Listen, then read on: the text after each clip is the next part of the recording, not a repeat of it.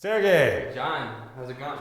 It's going great. Great to see you. Great to see you too. It's another day. Another day, another buck 280. Let's do this. All right, so we're gonna blast the upper body. Okay. So let's do some flies on the BOSU. And then we're gonna do a functional row that you have not done before. All right. This is gonna be so much fun. So we'll go straight flies, and then we're gonna be kneeling on a BOSU, utilizing that machine right there, doing a row without falling into the mechanism. Cool. But we'll wing it. So 10 to 20, set number 1.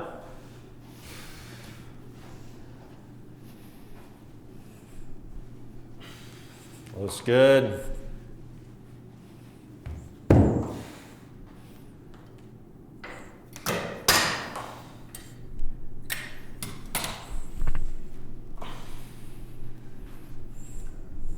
Feels pretty good, doesn't it? Yeah.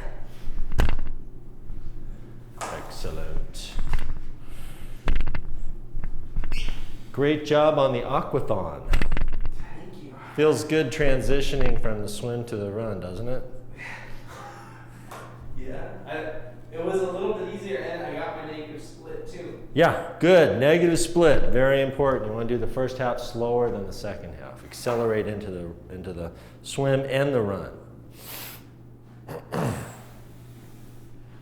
All right, I think this is set up properly. You're going to be kneeling on the BOSU. Okay.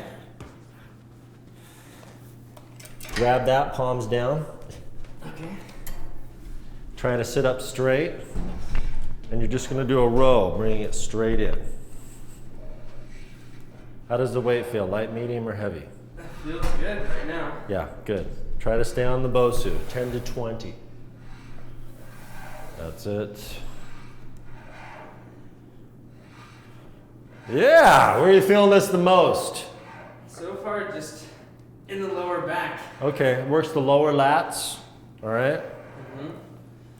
Try to stay in that neutral spine position. Keep your body nice and straight. Should be relatively challenging. It's very challenging. Yeah. And we're gonna go right to the gravitron, narrow to narrow. Yeah, that's it. Good job. Should feel very strange, very functional. Very strange. Okay. And it's right back here where you're feeling Now it. I'm feeling it more in shoulders and like. Okay. Yeah.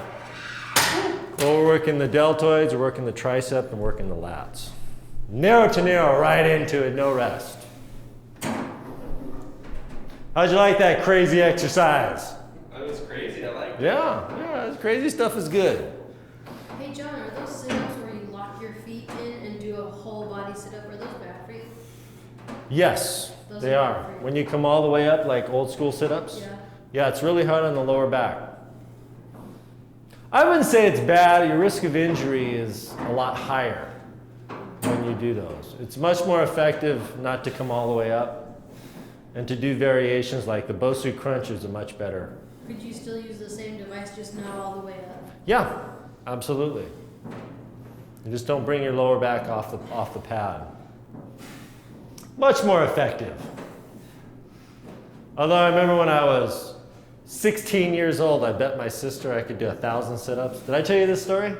And these were old school sit-ups like that, coming up. And I forget what I bet her, but I remember like at number 500, she goes, let's do balance crunches too. All right. So sitting on the BOSU.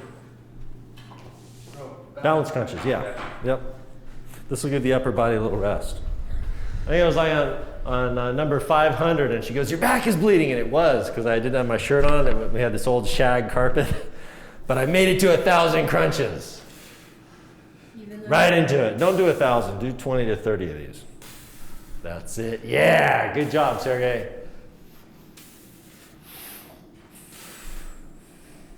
Good job.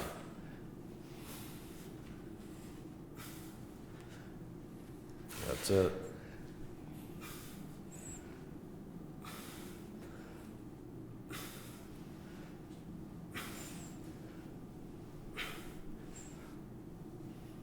Yeah, rest 45 seconds, and we're gonna repeat. I'm gonna move this over just a little bit so you're not rubbing on that. And how'd you like that set? Good. Pretty cool? So with that, I want to keep my spine as straight as possible. Yeah, you wanna do nice There's a straight. tendency is to lean back. Yeah, and actually you can lean really far back. It's better to have a lighter weight and not lean back. Okay. So I'm gonna decrease the weight a little bit. Try to sit up nice and straight. Go on. Because you can kind of use your own weight to lean back, Yeah. but you want to sit up nice and straight and bring the weight straight back. John, one more question. How about the one where you kind of lock your feet in and you do a back lift like this? Is that back? Oh, back extension. Yeah. Actually, those are good. I wish we had one of those here. We don't. Like some people, they hold something like that would be too much for me, but just. It's harder on your back to come up rather than bring the whole body up into a back extension. So yeah, that. But again, that's not my favorite exercise. If you have back problems, you don't want to probably do that. All right, let's do superset number 2. Flies, BOSU row, gravitron, and balance crunches. That's it.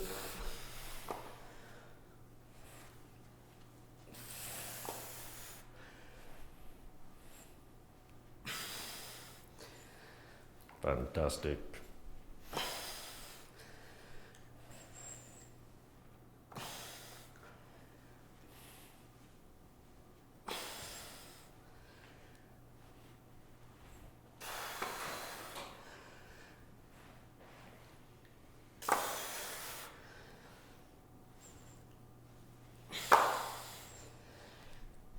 Try to almost touch, but not quite.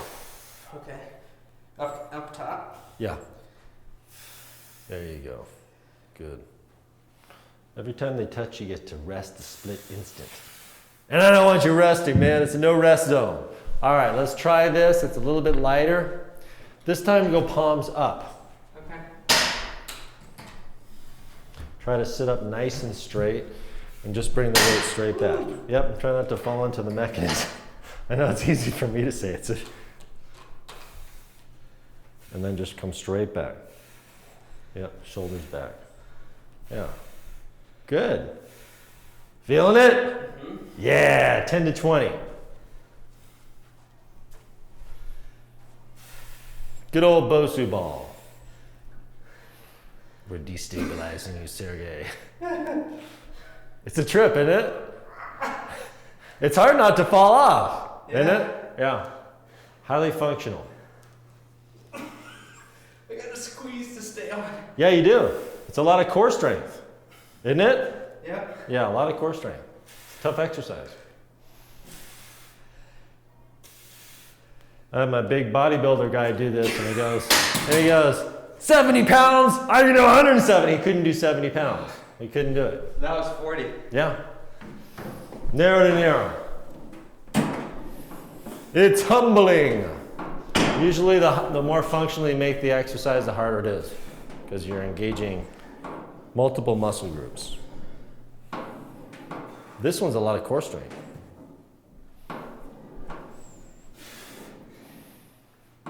Great job, Sergey. You got it, man.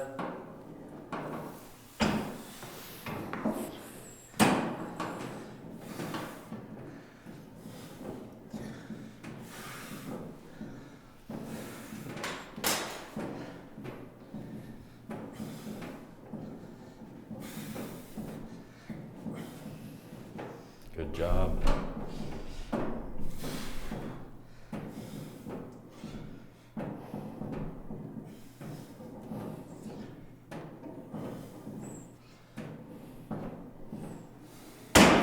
And let's do a little V up toss up, balancing on the BOSU.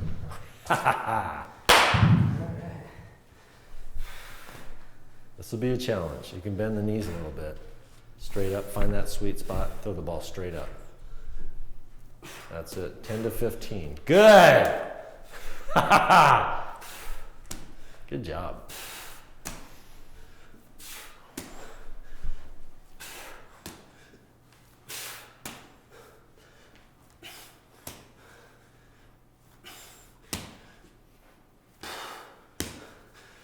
it.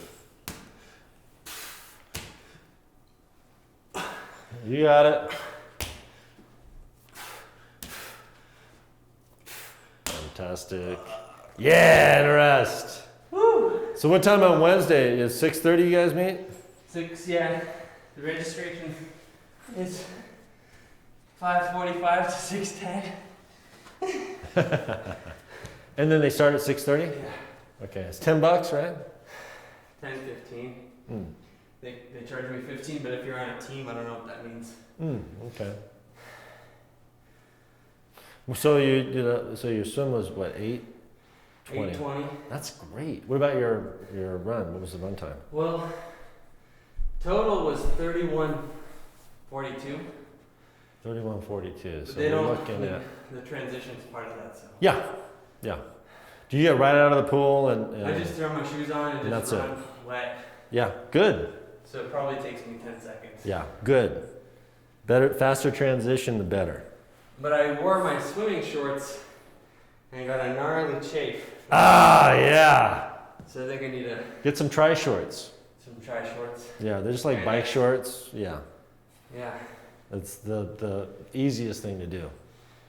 You know, I find that, yeah, there's a reason why everybody wears a specific kind of short, I guess, right? So it doesn't chafe. Well, it doesn't chafe, and it's more efficient. You can do the whole thing in it. Like I do, like for Crescent City, I'll do tri shorts and swim, bike, and run. Plus, get lace locks, so you don't have to tie your shoes. I don't do them anyway.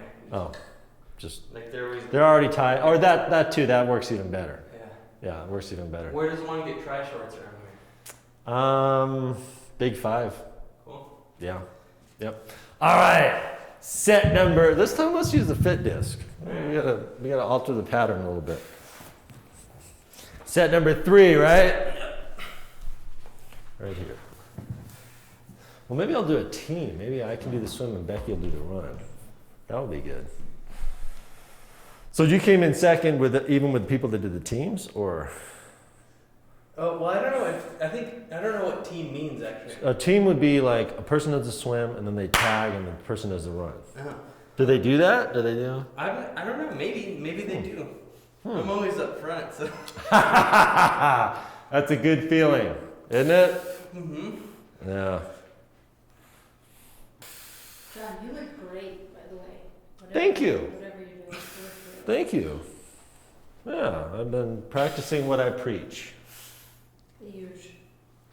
Well, actually, I've been doing a lot of lifting because I haven't been running. I haven't ran in 8 weeks. I ran the other day, the first time, for 20 minutes. So I'm doing a lot of what Sergey's doing. Basically, I did this the other day. So yeah, the functional stuff works. Gets you really strong, doesn't it? I'll train you for the next 4 months. For the next what? 4 months. Yeah. I rate $60 an hour. Right here. Well, no, I'd have to say that you're probably pretty close to being through with your massive improvement phase, man. Then we got to talk about the little maintenance phase. Let's talk about it. All right. 3 phases of program design. Keep pacing right behind him. Just like that. That's good.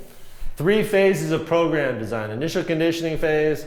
First couple weeks, your body's getting used to it. You don't want to go really hardcore. Then there's the massive improvement phase, which you are approaching the tail end of, where you reach your goal. It takes anywhere from 3 months to a year, and then after that, you want to stay in a maintenance phase. So you want to maintain your fitness level. A lot of people, they'll have a goal, and then they'll just fall off and they'll gain all the weight back. I see that happen a lot.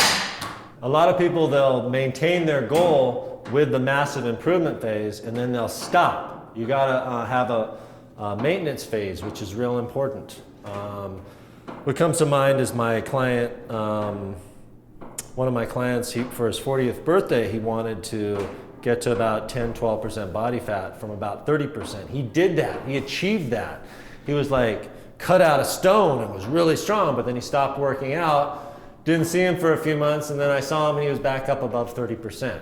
He didn't stick with the maintenance phase. So you gotta just work out the rest of your life but you have to have a battle plan. It's really, really important. How does one find how much they need to work out to maintain the results that they achieve? Once you hit your goal, it's real important. Like you're going to be doing a triathlon, right? Yep. You're doing you're doing an aquathons.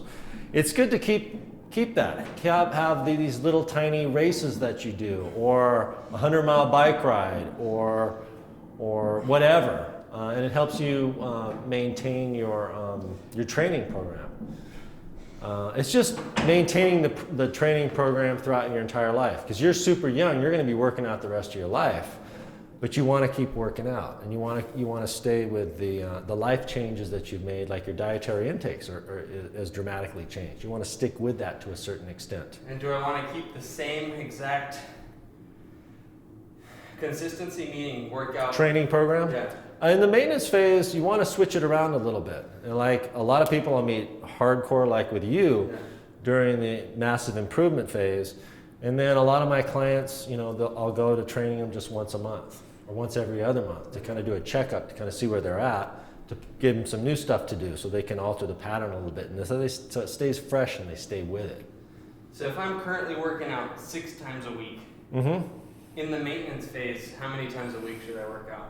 3 to 6 times a week. 3 to 6 times. 3 to 6 times a week. Depending on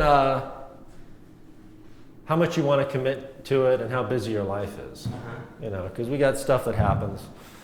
And there's at least like 1 or 2 weeks a year, don't work out. Go on vacation, have fun, do other stuff.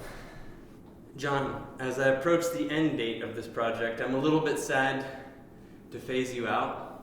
I'm sad too. Not just a little, I'm really sad. And I'm scared how I'm going to weather on my own. Because, I can't afford to pay you to train me forever. Yes. So I need to learn how to live in real life, if I can say that. Absolutely. Do you have any tips for me? Like, how do I make that transition and how do I succeed? One of the things that people don't realize what personal trainers do, we really develop relationships. Like we become friends, and I really want you to exceed and reach your goal, which is guaranteed, 100% guaranteed you reach your goal. So what a lot of people have the same thing, they reach their goal. Maybe we can meet maybe once a month, and have a session there, and I can kind of see where you're at, or once every other month. And that seems to work really, really well with people to help them stay in that maintenance phase. And of course you can text or call me anytime you want, and we'll be doing some aquathons together. And then next year we'll do Crescent City again. I dig it. Yeah, and then maybe we'll go out surfing in Crescent City, who knows? What I'm hearing you say is that now we're going to transition from being business partners to friends. Yeah. I think it's a great transition. Right into it. Yeah, long rest. So go to failure on this one. That's it. But what you've learned, all the exercises, all the program design should be second nature right now. Yep. So you know what to do. Are you saying I'm purely capable to do it on my own now? Yeah, you are. Although with the trainer, also what we do is we hold people accountable. Whenever I train somebody, they usually work a little bit harder. So a lot of people have a misunderstanding of what trainers do and what we, because it's multivariable. It's a lot of stuff. We get people started, we get them through the initial conditioning phase, they reach their goal, and then a lot of times people will have this mentality, I reach my goal and then that's it. Yeah. That's like my client who gained all of his weight back because he stopped doing what he needed to do. But you're going to live a long, long time, and you want to do this the rest of your life, and you just bring it out. And you're learning that, like with the group that you're doing the aquathons with. You're meeting people there. You're getting involved. One of the happiest times in my life was when I was living in Portland. I was in 4 triathlon clubs and 2 running clubs, and I just had all this social contact. It was really cool. So that's one of the things I'm actually noticing that. I found this triathlon running group, and so in order to succeed, I need to find things that I'm excited about, that hold me accountable perhaps when you're unable to, meaning Yeah. on Wednesday night I have to go and I have to swim and run with the triathlon group. Maybe on Thursday night I'm going to join a martial arts class or something. And Yeah. so those things will then, in effect, act like a personal trainer. Absolutely. Yeah. Yeah. And it's going to give you good diversity, and it's going to alter your fatigue patterns so that you can do different things. Mm-hmm. You know, we're a little bit limited in Southern Oregon, where we're right here. But when I was up in Portland, like every single night, I had a triathlon club, and when we do these killer interval workouts, and I got to the best shape of my life. I had my fastest half marathon, my fastest half Ironman, just because I was engaging with that, and that was my main training program. Let's do another set with the disc. Cool. Yeah. That's a really good tip. So Yeah. find a way to get excited about exercise. Yeah. And like our running club in Jacksonville, we all have each other's emails, and we go out there running with them. Yeah, find clubs and take classes, and the most important thing is just to continue the training for the rest of your life. Set number 4 or 5? 4. That's it.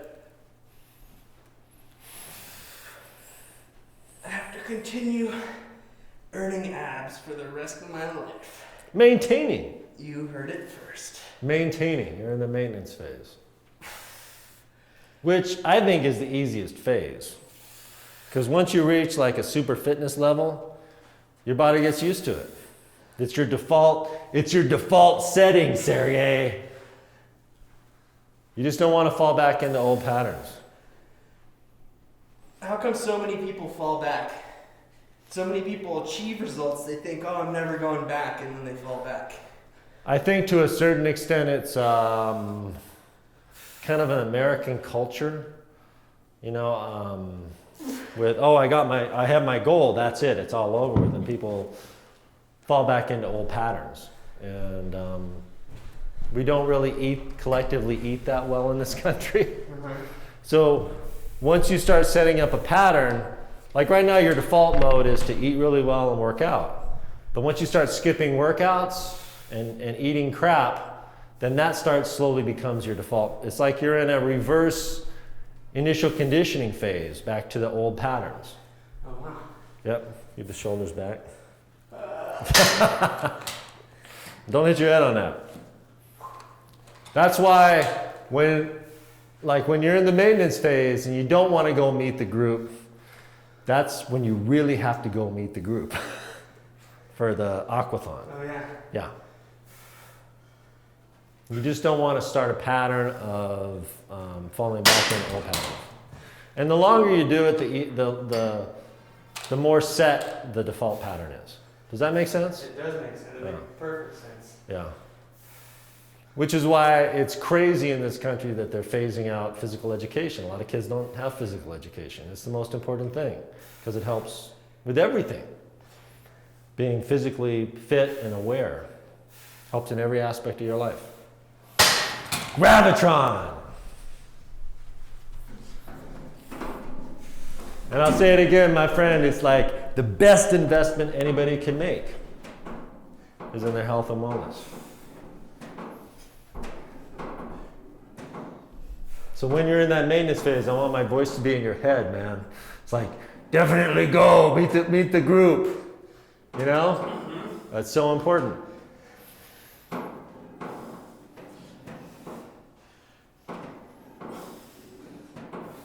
That's it. And then who knows, you might get real motivated to do a 100-mile ultra run or a Ironman triathlon. And then you'd be in another initial conditioning phase with your ultimate goal of achieving that. Or maybe doing like 12 sprint triathlons next year. Who knows? Just stay open to it.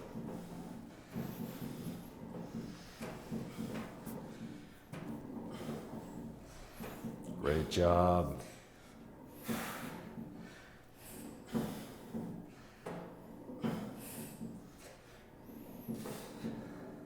Excellent. Let's do balance crunches this time. So move that out of the way. Right into it.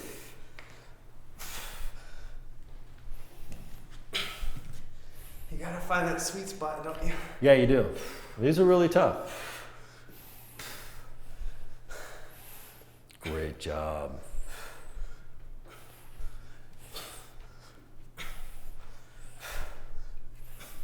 But I'm just impressed about your swim time. That is so good. That is really good.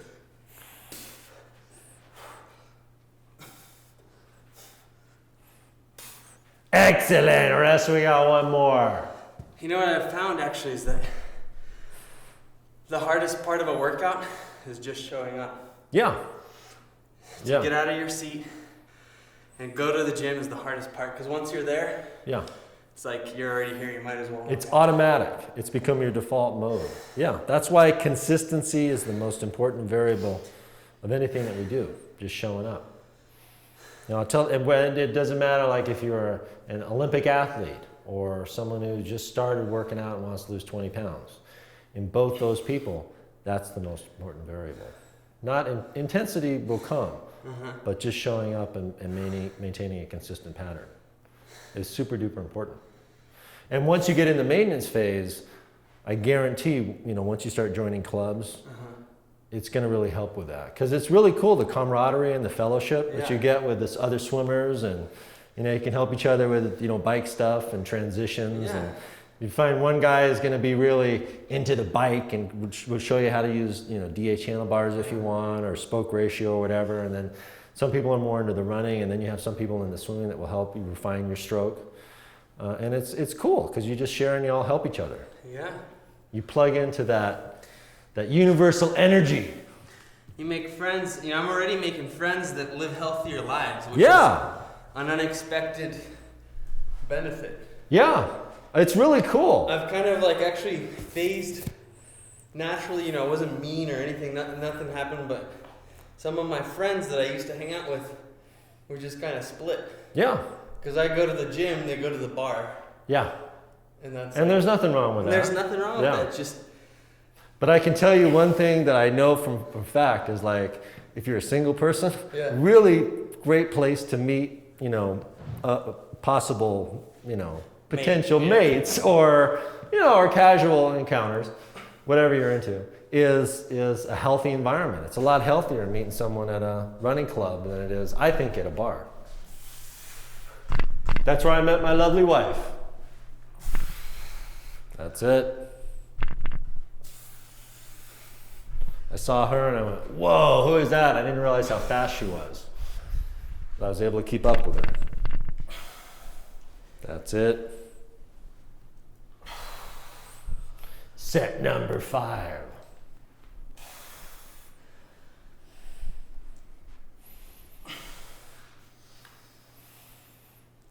Good job. Almost a failure.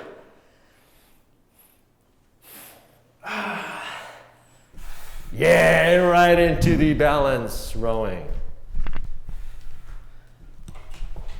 Seems more real too when you meet people in athletic performances because you're sweating like a pig, and I don't know, it just seems more real to me than like at a bar or other venues. Mm-hmm. That's it. How do you like these? Brutal. They are brutal. Do not fall into that. Yeah. It's hard, isn't it? It's hard. That's it. Everything has to be tense. Yeah. Has to engage or you will fall into the mechanism. Highly functional. Great little exercise. That's it. Yeah, Gravitron, last one of these. Then we're gonna do a little V-up toss-up for your last set.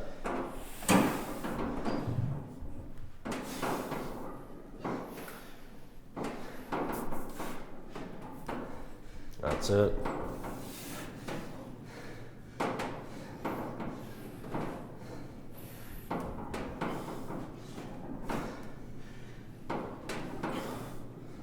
Fantastic.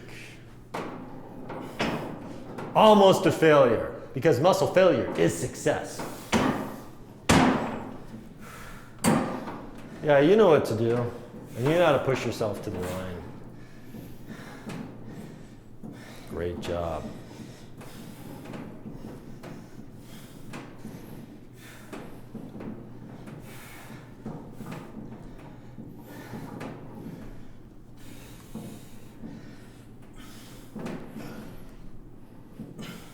Fantastic.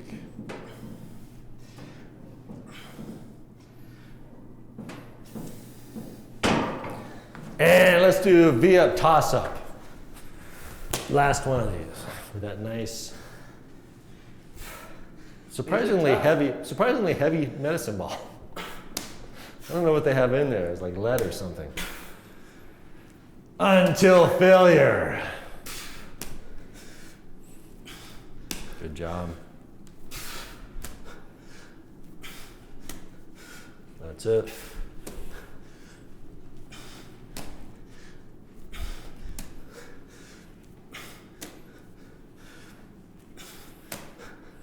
You got it, Sarah.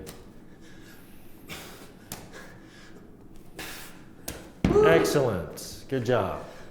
And rest. Oh, yeah. So let's do some concentration curls next. There. And we'll do skull crushers. Skull crushers. And then we can do rotational. On this guy over here? Yeah. We'll do rotational, so we want to do biceps, triceps, shoulders, and we'll do something for the core. We'll put this thing up. How you feeling? Good. Good set, man. I'll be at a party and people go, oh, you're back into trainer mode. I go, yeah, I can't help it. It's just fun. It's just part of who I am. Okay. That skull crushers. Yes. We'll do skull crushers on the BOSU with your feet on the disc. Mm-hmm. So, I don't know, 15s? Sure. And then we'll do rotational. Actually, let's do frontless. We'll just do in the front. Okay. We'll do a set in the front, and then we'll alternate side, and then we'll alternate With front. one set, yeah? Yeah, we can do one. Yeah. And then we'll do a little helicopter. Cool. Little helicopter for dessert. I'm gonna eat a helicopter for dessert. Yeah, isn't that wonderful? I'm gonna grab one of these. So John, explain to me why concentration curls are. What's different about these? It's just another way to really get good length on the bicep. Mm-hmm. Concentration curl, well, these you want to get, they really help you get good length to the bicep, good full extension. You'll see a lot of guys will do cheat curls, they won't get full extension. And if you do that over a long period of time, it actually shortens the biceps tendon. And you'll see these guys walking around and they won't be able to lengthen their arms out. So you want to make sure you get that full extension. Gives you a nice long bicep and it doesn't shorten the biceps tendon, because if you train improperly and shorten that biceps tendon, then you run the risk of tearing it. You just don't want to have a biomechanical imbalance. It's just another way to do curls. I really like them. You really feel it, don't you? I do. Yeah. And the bicep is the smallest upper body muscle, so it doesn't take a lot to really fatigue it. People think biceps are really big, but really the triceps are bigger, the deltoids are bigger, the lats are bigger, the pecs are bigger, the traps are bigger. And it's real easy to fatigue. So let's do skull crushers, feet on the disc. Straight back. Great job, man.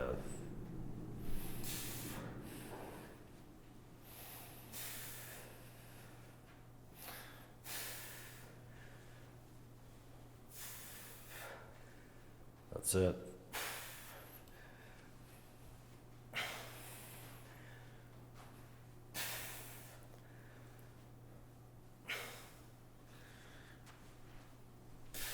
Feeling it? Feeling it.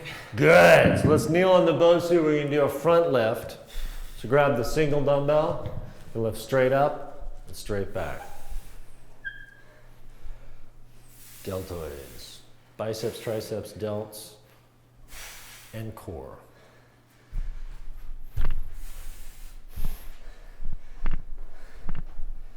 Good job, Sergey.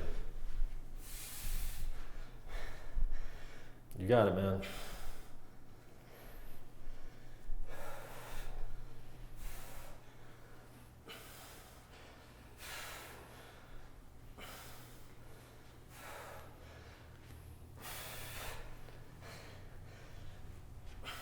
That's it. Excellent. Helicopter.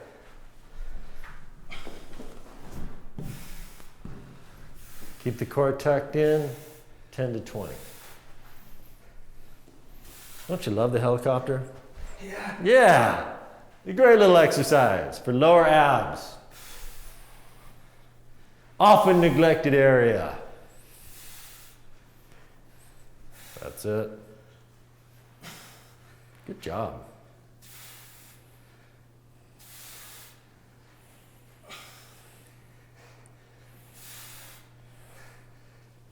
You got it.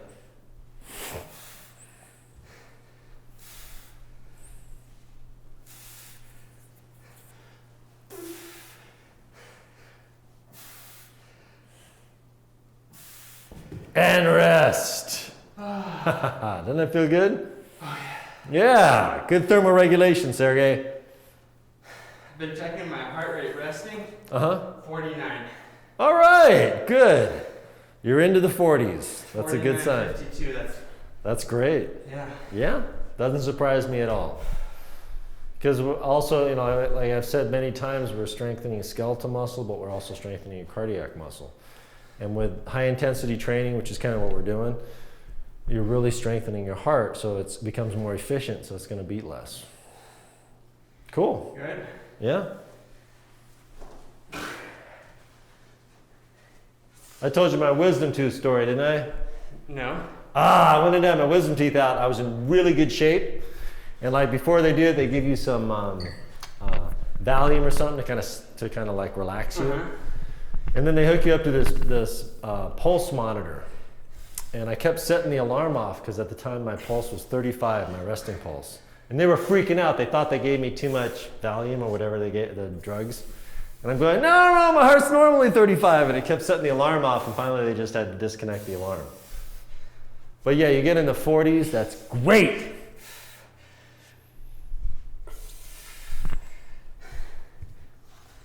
And right into it. Again, this really helps lengthen out the bicep. Great job.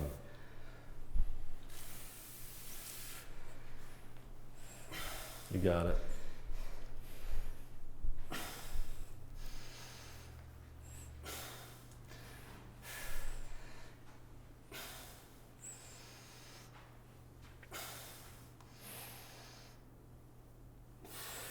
Yeah. Skull crushers. No rest for the strong. Straight back, my friend. You need to make me a jersey for the triathlon group. Team Hacker. All right. Yeah, I'll see what I can do. I don't care if it's Sharpie. Oh, that'll be fun. Yeah, that'll be fun.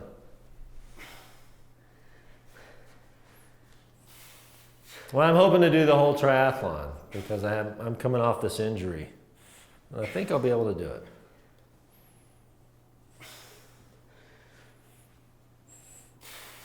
If I don't, I'll do a team. I'll do the bike and the swim and the bike. Because it doesn't hurt at all for your knee to swim, huh? Oh, no, because the kick is from the hips. Yeah. And cycling is all right. It's just the ballistic nature of running. It's kind of hard on that tendon. And you got to be really careful with any type of a tendon sprain. So it takes longer to heal. You don't want it to become a big injury. John Hacker, law number 1, man, don't mess yourself up. Yeah. Good job, Sergey.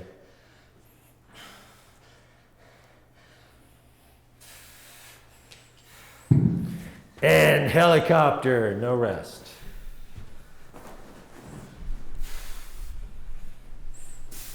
That's it. Yeah, I'm even gonna do a little run tonight. A little 20 minutes, see how it feels.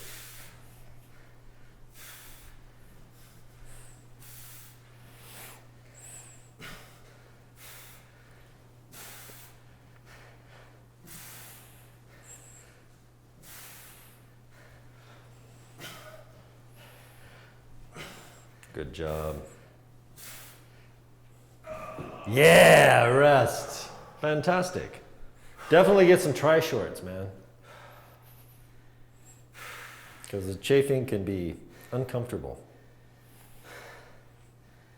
I didn't even notice till an hour later. Yeah, you don't know until it's too late. It's like you're taking a shower and you go, oh man, what was that? Yeah.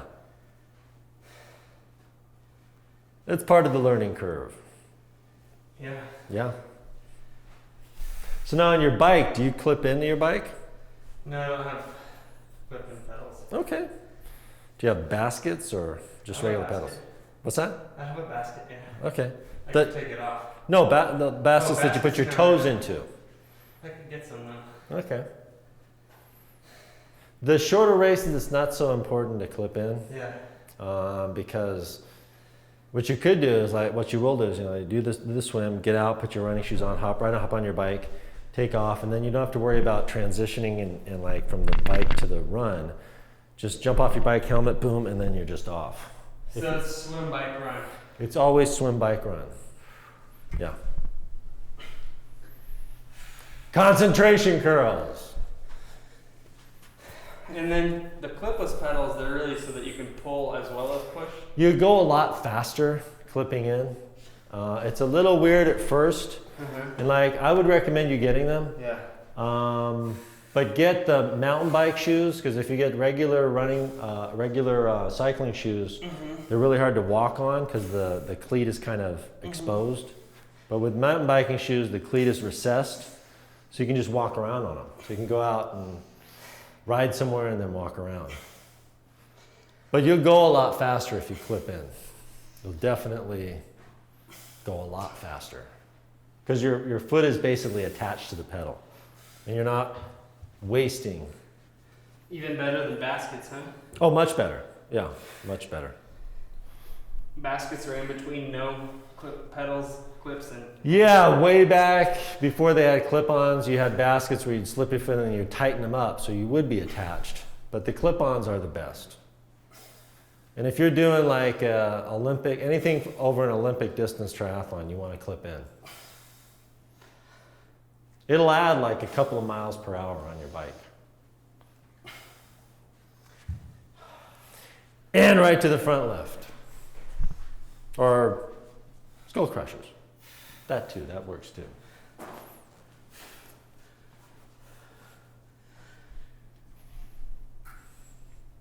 Yeah, actually go to Amazon, and I think you can get a good pair of shoes with clip-on pedals for like $100.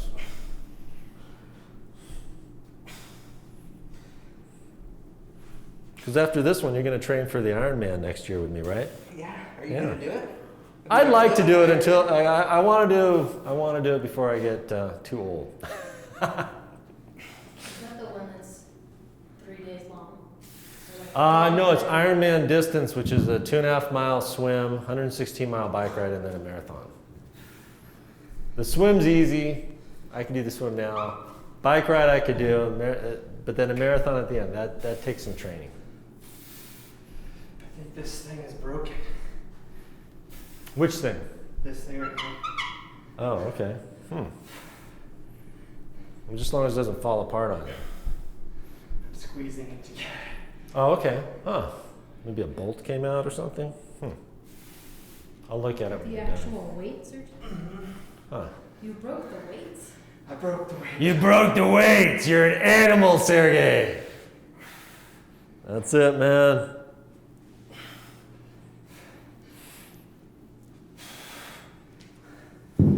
Excellent. Helicopter.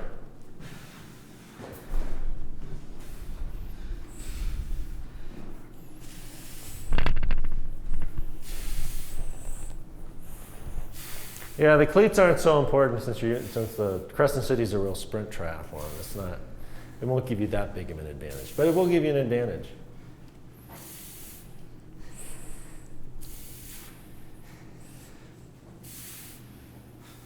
That's it. What's that? It's doing helicopters. That's the Arnold Schwarzenegger move. One more set. We have time for one more. When you do get your cleats, it's helpful if you have a trainer. Have you seen a trainer? It hooks onto the rear wheel of your bike, and it makes your bike an exercise bike. You want to practice clipping in. Because at first it's kind of weird. You're going to have it, you step right in and it clips in, and then you turn your heel out and that'll release the cleat. But you want to practice on a trainer because you don't want to be out there in traffic and then get stuck. Sure. So you practice a little bit. If you don't have a trainer, I have one I can loan to you. I was watching this movie the other day about Marco Fanini or something like that, the Italian guy that was he was like the Italian Lance Armstrong. Mm-hmm. And it talked about how basically everybody is doping. Yeah. Oh yeah. And it got to the point where their heart would like not do well, so they would wear their heart monitors to sleep, and an alarm would go off, and they have to get up in the middle of the night, get their heart rate up on their bikes.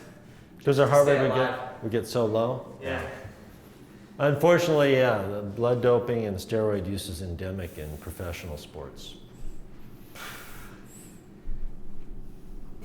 And it's horrible because it creates an artificial barrier of entry. If you want to compete like as a professional cyclist, you have to dope, or you can't, because it will make you bigger, faster, stronger. It'll also kill you. So you can't even compete. You can't No. even place if you're not. If you're not doing the drugs, yeah. It creates an artificial barrier of entry. So if you have a very talented person, they have to do it or they can't compete. They won't get on a team, they won't get sponsorship. It's horrible.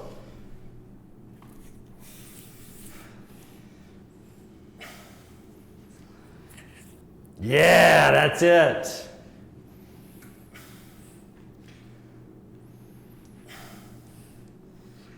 Great job.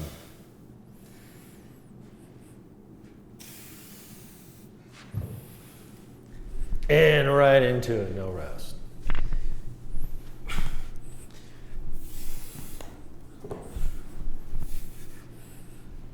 And unfortunately, there's so much money involved. They're constantly coming up with masking agents and ways to hide the doping, which is a tragedy because it really hurts a lot of people.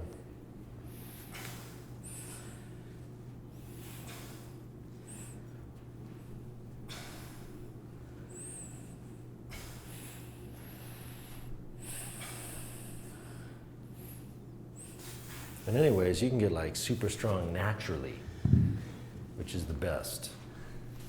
I think so. Yeah. And Me stay too. alive to enjoy it. Yeah, you're gonna get testicular cancer or die of a heart attack or yeah. You take a drug, it affects every cell in your body and it will mess you up.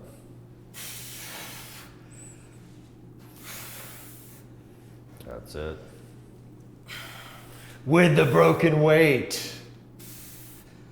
Good job, Sergey.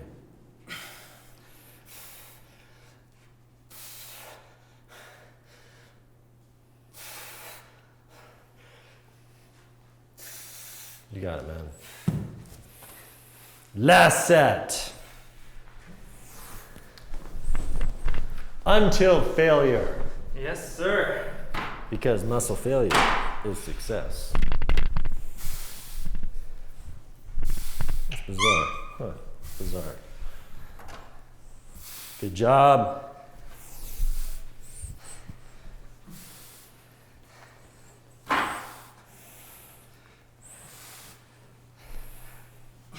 You got it.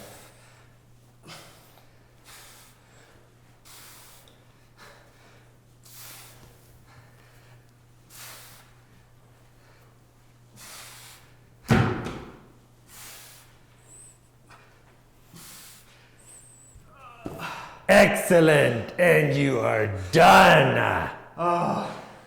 Let's stretch it out, man. Bring your knees up to your chest. Stretch out the back. Hold that for 20 seconds. Then we're going to do the side stretch. Good workout. Thanks, John. Hey, my pleasure. He's a killer. Thank you. An assassin. He assassinated all the fat on my body. Yeah, yeah. He's You did. Yep. Yeah. Hey, results are predictable, man. 100% guaranteed. You did the work, you get the results. Pretty cool. In the maintenance phase, do you still want to be sore after every workout? Or is that That depends. The maintenance phase, as you get more and more fit, and you probably notice this, Sergey, you don't really get that sore anymore, or do you?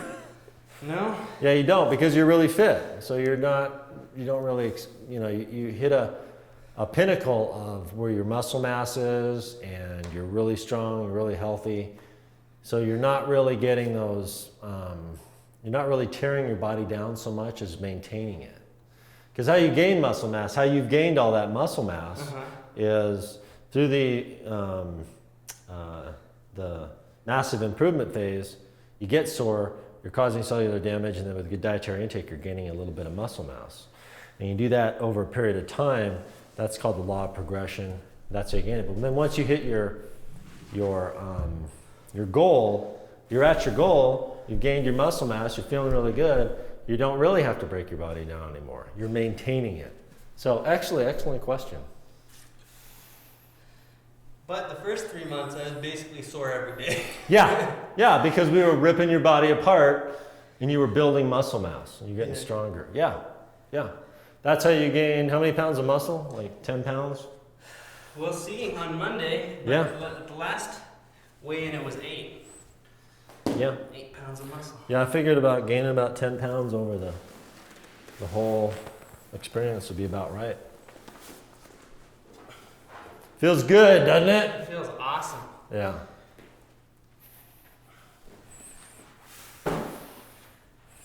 And stretch it out.